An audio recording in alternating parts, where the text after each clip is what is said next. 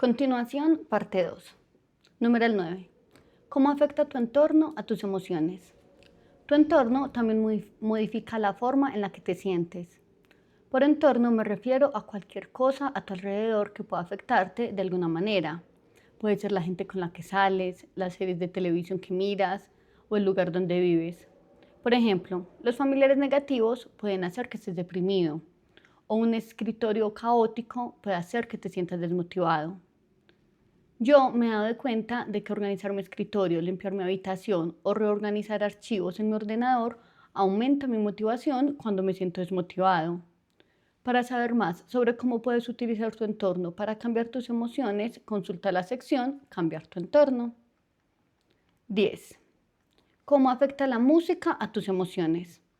Todos sabemos que la música afecta nuestro estado de ánimo. ¿Quién no ha escuchado la canción de Rocky mientras hacía ejercicio? Aquí tienes algunos ejemplos de los efectos que puede tener la música. Te ayuda a relajarte cuando estás cansado. Te motiva cuando te sientes decaído. Te ayuda a perseverar en el gimnasio o cuando haces ejercicio. Genera sentimientos de gratitud y te pone de buen humor. Algunos estudios demuestran que escuchar música positiva puede ayudar a mejorar el humor de las personas. En un estudio llevado a cabo en 2012, los participantes afirmaron que estaban de mejor humor después de escuchar una canción positiva durante 12 minutos, 5 veces durante un periodo de 2 semanas. Curiosamente, solo funcionaba con participantes a los que les decía que hicieran un esfuerzo por mejorar su humor. El resto de los participantes no mostraban tal efecto de mejoría en su humor. Otro estudio realizado en 2014 mostró que la música puede ayudar a reducir el mal humor y mejorar la autoestima, tal y como se recoge a continuación. Concretamente, los resultados más significativos de las intervenciones musicales en el aspecto psicológico pueden identificarse con los aspectos más cercanos al humor, específicamente con la reducción del componente depresivo y la ansiedad, y con la mejoría de la expresión emocional, la comunicación y las habilidades interpersonales, la autoestima y la calidad de vida. La doctora Valerie Stratton y Anat Salonovsky de la Universidad Penn State también estudiaron los efectos de la música en el estado de ánimo. Les permitieron a los estudiantes que escribieran un diario musical durante 2 semanas.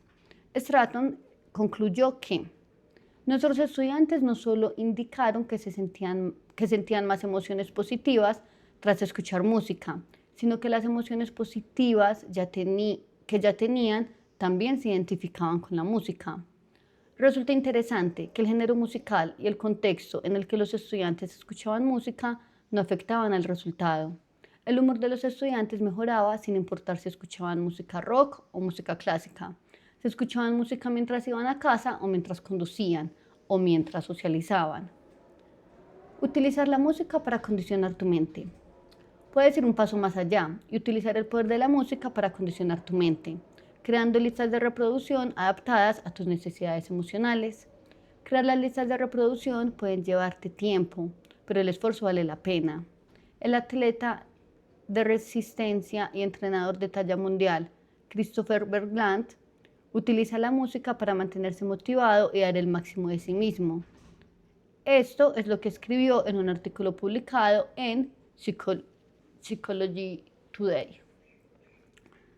Como atleta, he desarrollado mi mente para conseguir un rendimiento máximo y tengo un arsenal de canciones que he ido probando con el tiempo para fortalecer este alter ego y un estado mental de invencibilidad.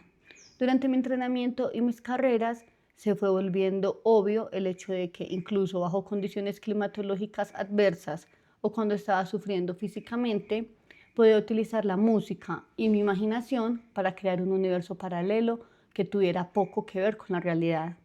Utilizo la música para mantenerme optimista y ver siempre el vaso medio lleno durante las carreras de alta resistencia. Tú también puedes utilizar la música como una herramienta cuando haces ejercicio o en tu vida diaria de la misma manera que yo.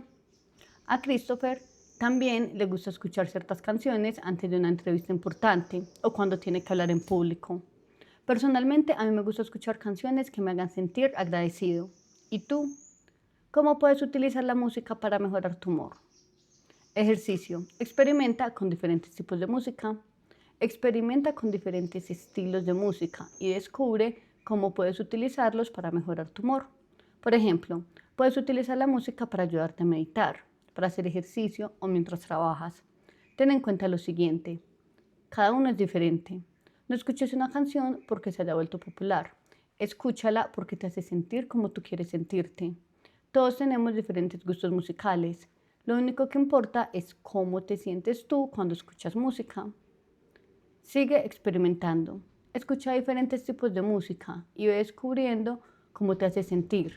¿Te sientes inspirado, motivado, feliz, relajado? Empieza a crear listas de canciones para los diferentes estados de humor que quieras experimentar. Actividad práctica.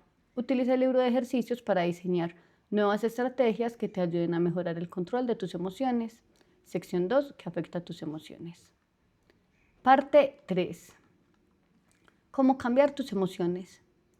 La mente siempre busca negar el ahora y escapar de él. En otras palabras, cuanto más te identifiques con tu mente, más sufrirás. O también puedes expresarlo así: cuanto más capaz seas de aceptar y honrar el ahora, más libre serás del dolor y el sufrimiento, y serás libre de la mente del ego. Eckhart Tolle, El poder del ahora. En esta sección exploraremos cómo puedes lidiar con las emociones negativas y condicionar tu mente para experimentar más emociones positivas. En primer lugar, explicaremos cómo se forman las emociones. A continuación, veremos los beneficios del pensamiento positivo y cómo utilizarlo para condicionar tu mente. Después de esto, analizaremos por qué el pensamiento positivo no es suficiente y qué más puedes hacer para lidiar con las emociones negativas. De forma más específica, aprenderás cómo liberar tus emociones, cómo cambiar tu historia y crear una que te empodere más, cómo condicionar tu mente, cómo utilizar tu comportamiento para cambiar tus emociones y cómo modificar tu entorno para reducir las emociones negativas. Por último, compartiré contigo una serie de estrategias a corto y a largo plazo que puedes utilizar para controlar mejor tus emociones negativas. Empecemos. 11. ¿Cómo se forman las emociones? Cuando emerge un pensamiento en el lienzo en blanco de tu mente, si no lo dejas ir, su propósito será tomar la forma de un deseo o de una emoción, ya sea positiva o negativa. Om Swami, 1.000.000 de pensamientos. Pocas personas saben cómo se forman las emociones, aunque las experimentamos todos los días. Raramente, por no decir nunca, nos paramos a pensar por qué estamos sintiendo determinadas emociones y cómo han aparecido. Antes que nada, vamos a distinguir dos tipos de emociones negativas. El primer tipo son las emociones negativas que experimentas de forma espontánea. Estas son emociones que te mantienen vivo, como el miedo que sentían nuestros ancestros cuando se encontraban con un tigre dientes de sable. El segundo tipo lo conforman las emociones negativas que creas en tu mente al identificarte con tus pensamientos. Estas emociones no se desencadenan necesariamente por sucesos externos. Aunque puede ser así, este tipo de emociones tienden a durar más que las del primer tipo. Así es como funcionan. Un pensamiento aleatorio surge en tu mente. Te identificas con ese pensamiento. Esa identificación crea una reacción emocional.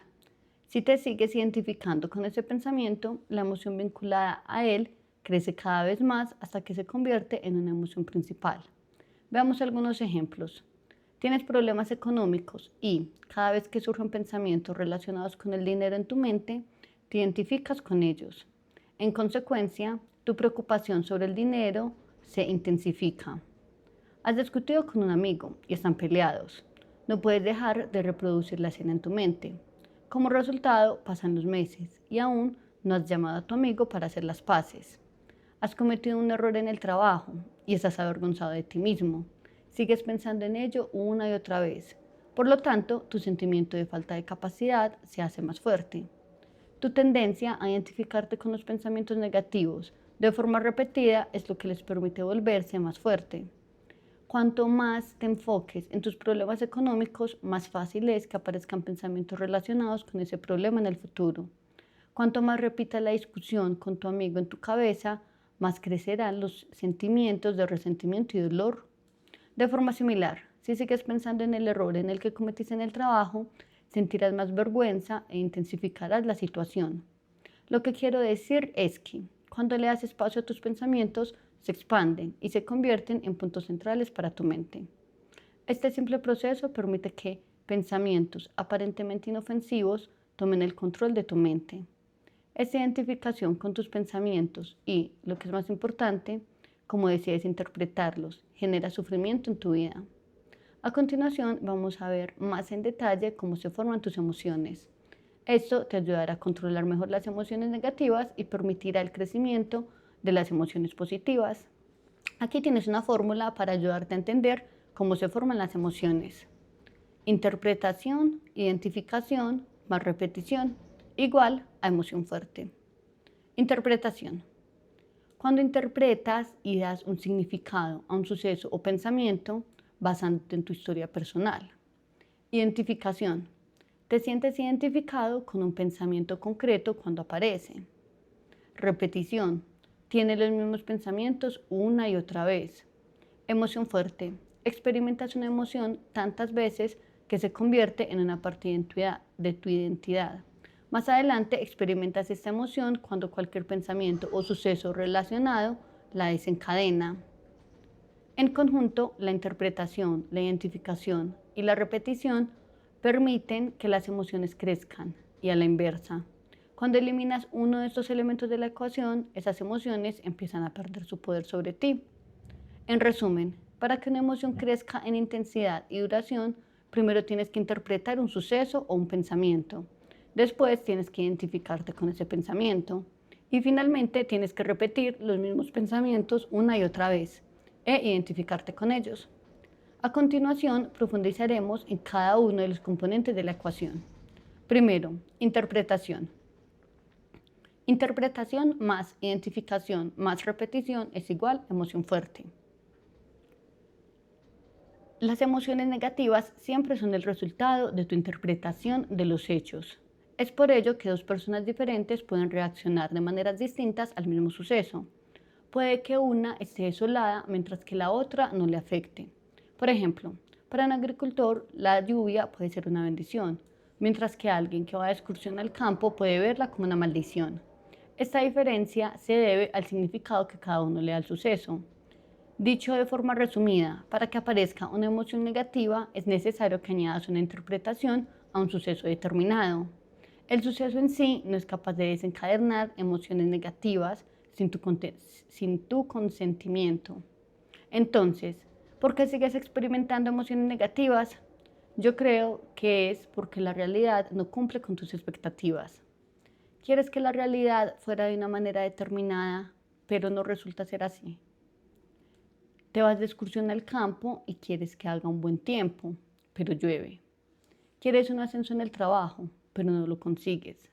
Quieres ganar dinero con tu nuevo negocio, pero no está yendo bien. Tu interpretación de la realidad genera sufrimiento en tu vida. La realidad en sí misma no puede ser decepcionante. Vale la pena insistir en esto. En la sección Cambiar tu historia, veremos en profundidad cómo puedes cambiar tu interpretación. Segundo, identificación. Vamos a centrarnos en el segundo elemento de la fórmula, la identificación. Para que una emoción sobreviva a largo plazo, debe existir un proceso de identificación. Las emociones no pueden persistir a no ser que les prestes tu atención. Cuanto más te enfoques en tus emociones y te identifiques con ellas, más poderosas se volverán. La gente a menudo siente la necesidad de identificarse con sus emociones y luego descubren que no pueden desvincularse de ellas. No son conscientes de una de las mayores verdades en este mundo. Tú no eres tus emociones. Tus emociones vendrán y se irán. Fíjate en que decimos, estoy triste, y no, soy triste. Tus emociones no te definen, solo son algo temporal. Puedes creer que eres tus emociones, pero ellas desaparecerán como las nubes en el cielo. Piensa en ti mismo como el sol. El sol siempre está ahí, lo percibas o no. No importa que esté oculto por las nubes. Por ello, no eres una persona triste, simplemente experimentas una sensación que puede denominarse tristeza en un momento concreto. Esto es importante, por lo que espero que puedas ver la diferencia. Otra forma de ver tus emociones es imaginarlas, como la ropa que llevas puesta. ¿Qué ropa emocional te llevas ahora? Son ropas de ilusión, depresión, tristeza. Piensa que mañana o la semana que viene probablemente llevarás una ropa diferente. El tiempo que lleves puesta tu ropa, tus emociones, depende de cuánto te guste. En el caso de las emociones, depende de qué tan vinculado o apegado estés a ella. Una emoción por sí misma no es poderosa. Lo que le da su poder es su identificación consciente o inconsciente con ella. Por ello es que una emoción a la que no le prestamos atención acabará desapareciendo. Prueba el siguiente ejercicio. Cuando te sientas enojado, dedícate a realizar cualquier otra actividad que requiera tu completa atención.